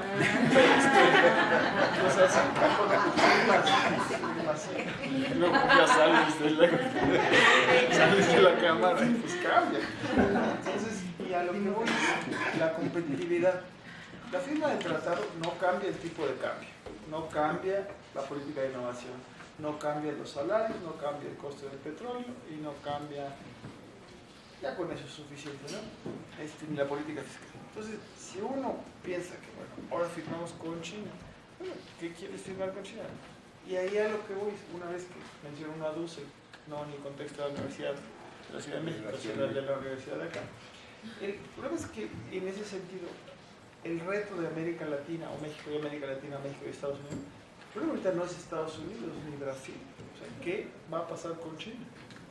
Entonces, ¿en qué medida se puede buscar con tratado o sin tratado alianzas que valgan la pena para fomentar la competitividad y el empleo, como bien dice Pablo, es esencial, de México o de la región con respecto a los imbalances que hay en el mundo, ¿no? Si vemos las cifras de participación de México en el mercado de Estados Unidos, en los últimos 5 años, México ha aguantado la competencia con China, de hecho hemos ganado puntos. Es uno, así, no, ellos siguen ganando mucho más, pero no puedes decir que México esté siendo desplazado por los chinos. Ahora el punto es por qué los hemos ganado, pues parte, costos de salarios, que ellos han tardado más, bueno, han ido subiendo sus salarios reales relativos a los que eran antes, cerrando la brecha, los costos del transporte y el petróleo. Pero la parte de innovación, la parte de tecnología, pues andamos muy mal. Entonces, en ese sentido, y diría ya las políticas y entre las instituciones que Pablo mencionó, también está la UNAM. La UNAM, pilar del desarrollo de este país y pilar que sigue siendo el desarrollo de este país, a pesar de los muchos retos que tiene. La política de innovación, sin clavarle a uno la idea de que la innovación es exógena y todo, si no se dedican más recursos a eso, y recursos en el sentido de lo que Pablo escribió en otra ocasión también, en la liga entre las empresas, las universidades, no es que la empresa marca la línea de investigación, etc., una visión de desarrollo nacional. Pie de página, tenía un amigo acá que le quitaron puntos tiempo atrás, pues se dedicó a resolver problemas de la UNAM. Él era un estadístico muy bueno, decidió hacer un laboratorio en el cual invitaba a profesionistas de medicina, de biología, de lo que sea, que fueran a su laboratorio, porque entonces con los métodos que sabía ayudaba a resolver los problemas. No publicó lo suficiente, le dijeron que con la pena lo bajaban, porque se dedicó a hacer estas cosas como andarle resolviendo problemas al resto de la comunidad científica. Cuando uno tiene esas orientaciones, qué difícil es, ¿no? Entonces yo creo que ahí hay que retomar una agenda que es, ¿qué vamos a hacer con China? ¿Qué vamos a hacer con nuestra competitividad vista en la parte tecnológica, en la parte salarial? Y ahí digo la cosa del mercado interno, o como lo que decía Pablo igual. Cuando uno dice vamos a tener que buscar distintos motores porque los de allá afuera están mal, pero vamos a retomar el mercado interno.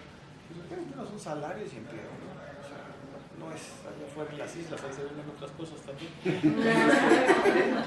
Informal o formal, no sé si dan recibo, pero bueno. Pero tiene que haber una política en pro de la igualdad, y eso pasa por la política fiscal. No hay manera de tener una mejor distribución del ingreso sin una política fiscal ya de verdad, ¿no?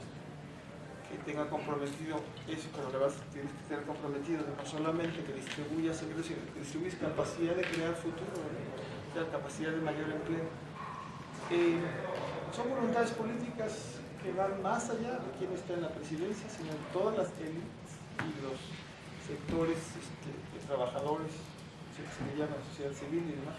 Pero si no hay visión, y retomo, y gracias por el comercial del libro, ahí decimos que las épocas en las que México logró crecer es que había un consenso importante en pro del desarrollo, con la identificación de lo que eran los obstáculos cruciales al desarrollo en ese momento y el uso de los instrumentos. Pero si no hay consenso en pro del desarrollo y no hay los instrumentos o no está el diagnóstico, esto puede pasar 30 años, los que sean, ¿no? En ese sentido, pues seguiremos compitiendo en la CONCACAF, ¿no? Bien. Ha pedido la palabra Alfredo Popoca García y Rafael Buendía. Por favor, Alfredo. Sí, bueno, ante todo agradecerle su participación en el seminario, por su brillante trabajo, que, bueno, es un trabajo que simplemente confirma lo que hemos venido viendo en el seminario desde hace meses, con su granito de arena en su aportación y la visión del comportamiento de la economía mexicana. Entonces, pero yo lo que veo es de que, pues, tal parece ser que la famosa teoría de la crisis general del capitalismo se ha sentado en México. Llevamos 30 años, casi 40 años sin desarrollo, sin crecimiento, con gran desigualdad cada vez más. Y da la impresión también de que estamos llegando, así como en el problema ambiental, al punto de no retorno, en el caso de la economía, en el punto de no retorno del desarrollo, al parecer. Efectivamente, yo coincido con esto de la política el problema central ha sido, yo creo que la destrucción de las instituciones a partir de la presidencia y a partir del Estado. Ese es el gran problema. A diferencia de China, que en China el Estado se convirtió en el motor del desarrollo. Aquí el Estado fue el que inició la crisis del sistema. Y bueno, destruyó instituciones y destruyó toda una política de crecimiento basada, pues, en las dos cosas fundamentales: es política de industrialización, política de empleo. ¿Y pasa? ¿Para qué? Para el mercado interno. Está totalmente destruido. No hay política salarial, que tiene que ver con política de distribución. Yo espero, y digo, yo también digo, los planteamientos serían esos que ustedes han dado. Pero yo, la verdad, yo sigo no estoy muy optimista. Creo que va a costar mucho cambiar una serie de acuerdos, cambiar negociaciones con Estados Unidos, cambiar tratados. Aquí el reglamento de las instituciones va a ser complicadísimo ante un Estado que está, lo vemos, está endeble. El PRI está en el gobierno, que se supone que es el partido más o menos fuerte, no está, ahora sí que está casi con agujas en el gobierno. Sí, yo lo veo complicado, y veo complicado por el lado de la política y por el lado también del desarrollo industrial. Efectivamente, hay que canalizar el crédito, hay que desarrollar el mercado. Pero el crédito, por ejemplo, yo me pregunto, Bueno, para empezar, para recuperar la cadena industrial, ¿sí? Hay una cuestión básica, una cuestión tecnológica. Aquí no hay desarrollo tecnológico. Entonces hay que comprar tecnología. Y eso me imagino que es muy caro, o va a ser muy caro para capitalistas nacionales. Si se quiere desarrollar un capital nacional. Yo me imagino que va a ser caro. No hay innovación tecnológica. Y yo sí creo que, por lo tanto, bueno, el otro problema del crédito. No sé a qué a la larga, bueno, puede ser crear las condiciones de crédito barato para todos, pero ese para todos no vaya a salir en el largo plazo, como siempre nos sale el tiro por la culata, que los mayores beneficiarios del crédito vayan a ser los extranjeros, que vayan a menos de que haya una cláusula en donde esté prohibido el uso del crédito por agentes extranjeros. Entonces, ese es mi planteamiento, no sé cómo lo vean ustedes. Bien, ya nos quedan unos cuantos minutos y tienen ustedes la ventaja de que nos apagan la luz si no nos vamos a las 2. Entonces, escuchamos a Rafael y una intervención final de ustedes. Bueno, gracias en primer lugar a Pablo y a Juan Carlos por su exposición un día sábado, ¿no? Pero sí estuvo concurrido. A manera de reflexión, cuando estaba escuchando en un periodo mucho más largo, la firma del Telcán, que fue en 94 hasta la fecha, parece ser que las cosas cambiaron significativamente. ¿Por qué lo digo? Porque recuerdo dos obras a 10 años del Telcán, me acuerdo. Una publicada por el Fondo de Cultura Económica y otro por la Universidad y el Estudio sobre América del Norte, ¿no? Y ahí todos los estudios, con las evidencias que establecía, parecía que había un beneficio en el empleo, un beneficio en el valor agregado de las exportaciones, etcétera, etcétera. Y caminábamos bien. 10 años después, al corte de ahora, con la diferencia entre el Telcán y el resto de los tratados internacionales, la pregunta sería si el Telcán sigue teniendo esos beneficios, ¿no? O se han modificado sobre la base de esas dos obras que y la otra, un poco también recuperando lo de Alejandro y otro tanto recuperando lo del profesor Chang en su última exposición. En la política industrial es cierto, pero ¿por qué no logramos reincorporar o reintroducir, como lo llamó, el concepto de la producción en la economía y en concreto con la política económica? Estoy de acuerdo con Pablo que habría que reestructurar las instituciones, que es por ahí el cambio, pero partiendo del supuesto de que las estuvieran reestructuradas, creo que el sector público tendría principal responsabilidad. Y aquí la pregunta es, ¿nuestros empresarios están, desde un enfoque subsidiario, dispuestos? ¿O están en su área de confort y santo remedio, ¿no? De esa manera de reflexión, no sé si esto hay que hacer una pregunta. Bien, pues no sé quién quiere. Carlos, nos quedan 6 minutos. Que nos apaguen la 2 luz. minutos. Primero. Tecnología. La tecnología, mira, en todo esto no hay negro y blanco, siempre hay gris. Entonces, sí hay ya ahorita, desde hace muchos años, importación de tecnología. Lo ha habido. La tragedia fue que los regiomontanos, que tenían un desarrollo tecnológico muy importante, se cayó el modelo. Se les vino abajo con la apertura. Estaban realmente orientados. Esa fue una parte.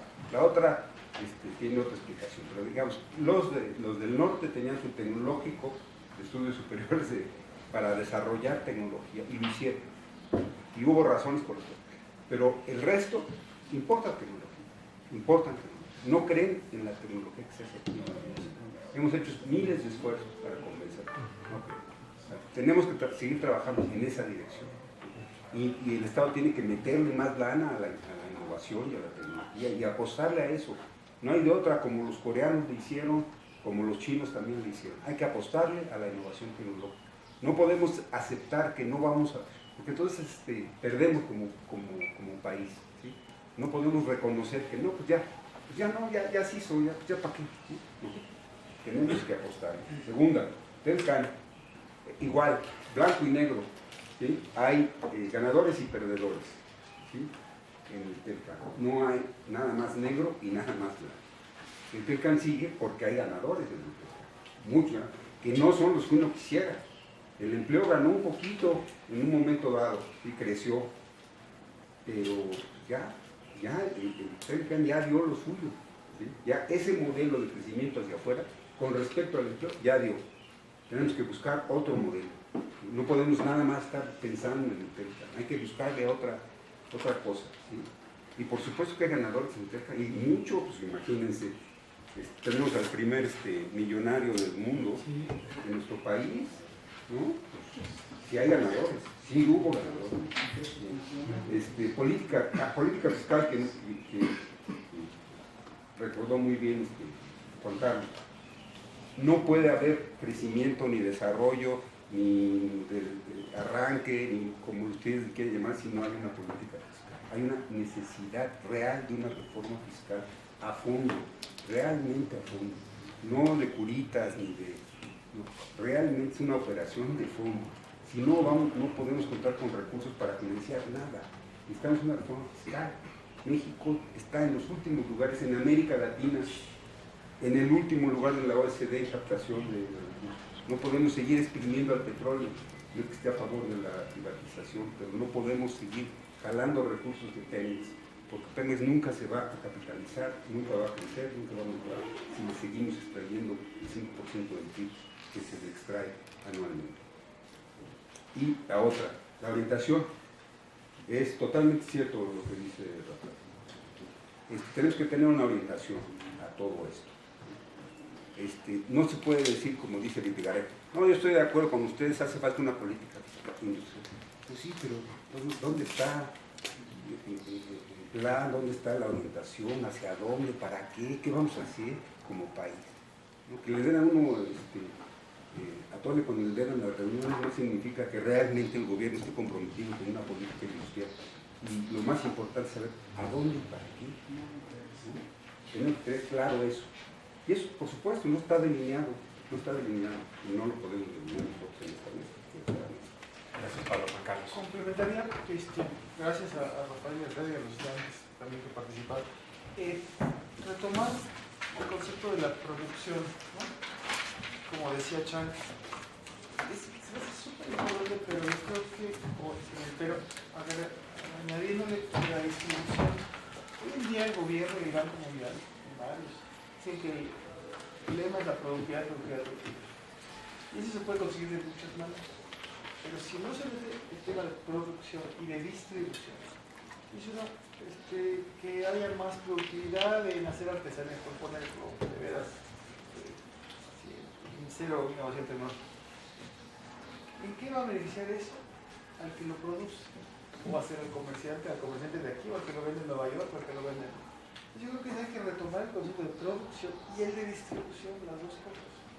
Porque al final está las teorías de valor de distribución, sobre todo en este mundo que nos toca ahora, de que afuera está muy pesada la competencia. Entonces, si se va de producción tecnológica, ¿cómo eso beneficia a los que, cómo se distribuyen esos beneficios y cómo de estos que son beneficiados invierten más en el país y compran las cosas?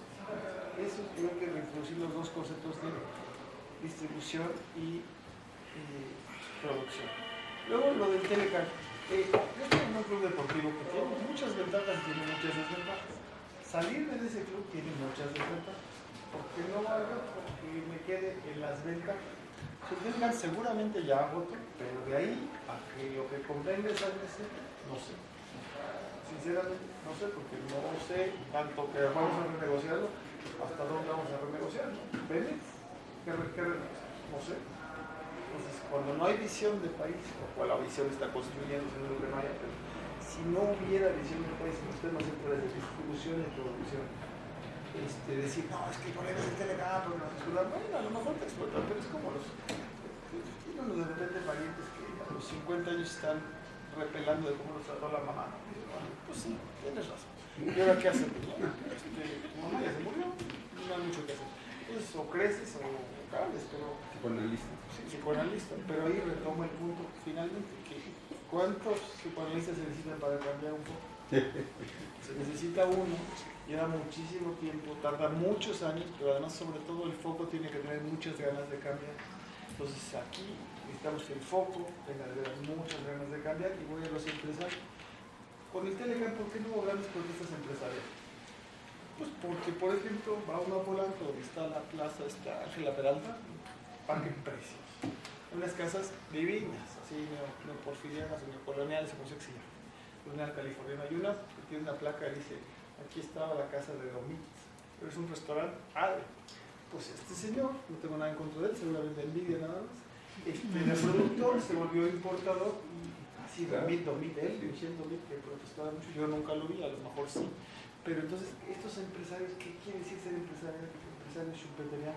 ¿Por qué no invierten? Porque no tienen dinero, pero también están los espíritus animales. ¿Qué sentido tiene? Si no hay mercado, ¿dónde va este mercado? ¿A dónde queremos competir? Claro. Entonces, ahí hay preguntas importantes que se hablan que, bueno, por otro lado, si no podemos inventar una agenda de desarrollo nacional, tampoco podemos inventar un sector empresarial, como dice David Ibarra, estamos aquí, dice, doctorcito, y no se refiere a los empresarios, pero en otras circunstancias, doctorcito, con estos güeyes con los que hay que hablar, o sea, usted decía, pero eso es lo que tenemos. Entonces, no, es que necesitamos otra clase obrera, no, pues sí, seguro. Necesitamos otra clase obrera también, y luego ¿qué hacemos? Necesitamos otro país también. Y bueno, pues yo diría que muchas veces más bien son preguntas muy importantes que ponen ustedes. Nosotros aprendimos mucho, y siempre un orgullo estar en esta universidad. Y bueno, pues muchas gracias por invitarme. Muchas gracias.